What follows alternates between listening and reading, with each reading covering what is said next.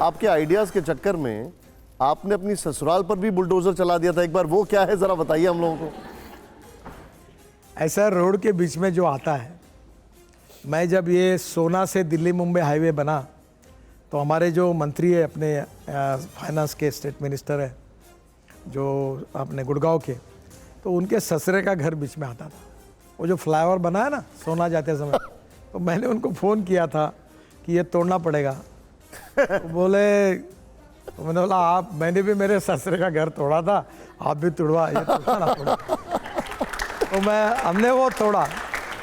तो मेरे यहाँ भी ऐसा ही प्रश्न आया, तो मैंने वो जो नई IAS ऑफिसर थी उसको कहा कि चूने की रेशा डालो और हिंदू हो, मुसलमान हो, जैन हो, क्रिश्चियन हो, भाजपा हो, कांग्रेस हो, शिवसेना हो या कोई भी हो, एक रेशा वाड़ो, जितने घर है बुलडोजर लगाओ, तोड़ दो, तोड़ डाल। उसमें आपका घर भी टूट गया था? टूट गया। फिर उसके बाद घर में क्या हुआ था?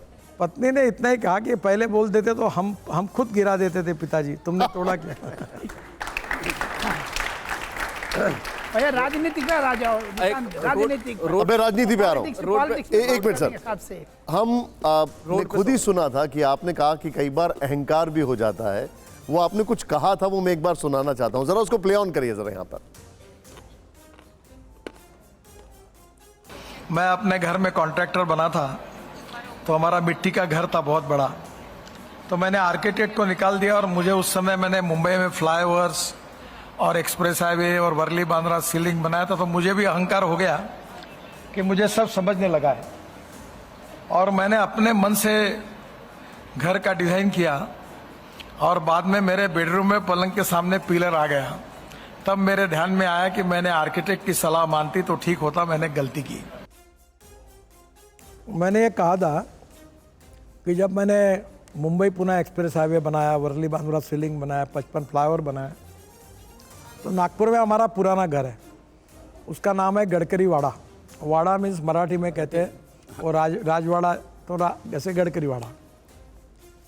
तो उस समय मुझे लगा मैंने इतने फ्लाईओवर बनाए, ये बनाया, मुझे सब समझता है। तो मैंने घर गिराया तो एक आर्किटेक्ट ने नक्शा निकाला था। मैंने इसको क्या समझता है, मैं काम करूँगा। फिर मैं ये बात इसलिए कही कि पत्रकार ही पत्रकार का काम कर सकता है, नेता नहीं कर सकता। पर पत्रकार का काम नेतागिरी करना नहीं है, वो उसमें फिल्म एक्टर जो होता है वो फिल्मों में हीरो होता है, राजनीति में आता तो जीरो होता है।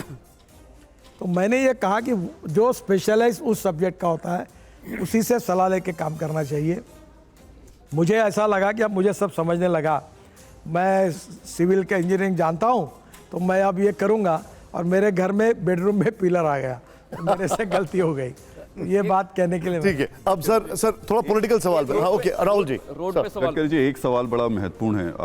आप लगातार इलेक्ट्रिक हाईवे बना रहे हैं, हाइब्रिड कार्स लेकर आ रहे हैं, डेवलपमेंट के बहुत सारे काम किए हैं, पर उन्हीं हाईवेज पर आए दिन रोड एक्सीडेंट्स हो रहे हैं और भारत की ये सबसे बड़ी समस्या बन चुकी है।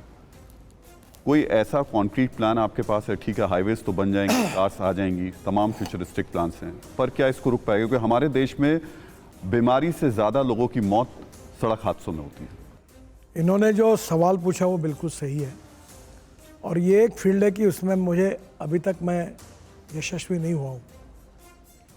यानी मैं एक्सेप्ट करता हूँ कि 9 साल के बाद मुझे सफलता नहीं मिली है। मैं लगातार बहुत कोशिश कर रहा हूँ पर नहीं मिली है। हमारे देश में 5 लाख एक्सीडेंट होते, 1.5 लाख मौतें हो जाती है, और 18 से 34 यंग लड़के 60% मर रहे हैं। कोई दंगे में, कोई लड़ाई में, आतंकवाद, कहीं नहीं मरते, इतने ज़्यादा इसमें मर रहे हैं।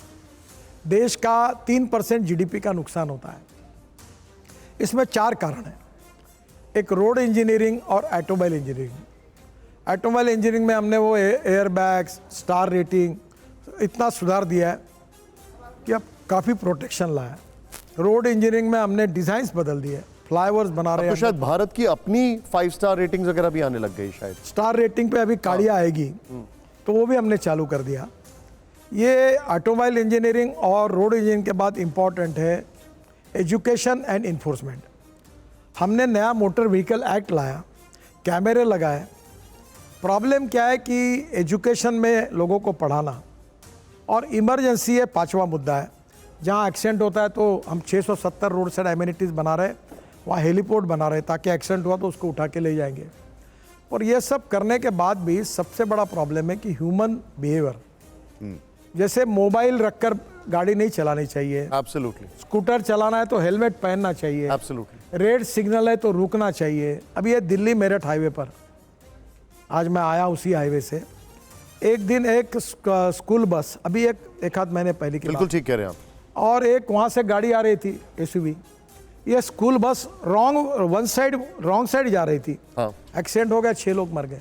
एसयूवी के लोग हाँ, ये इतने बड़े प्रमाण पर है। जब तक लोगों को कानून के प्रति डर भी नहीं और सम्मान भी नहीं, वन वे जाना, रेड सिग्नल का फॉलोअप नहीं करना, हेलमेट नहीं पहनना, गाड़ी चलाते हुए मोबाइल पर बात करना। अभी ड्राइविंग लाइसेंस के बारे में ऐसा था, अब हमने 17 डिजिटल किया है। अभी कोई ड्राइविंग लाइसेंस मैनेज नहीं कर सकता, पहले तो कोई आरटीओ में जाता ही नहीं था। दुनिया में भारत ऐसा देश है जहां आसानी से ड्राइविंग लाइसेंस मिल जाता था। तो अब धीरे धीरे इसमें काफ़ी सुधार किया है, पर जब तक ह्यूमन बिहेवियर नहीं बदलेगा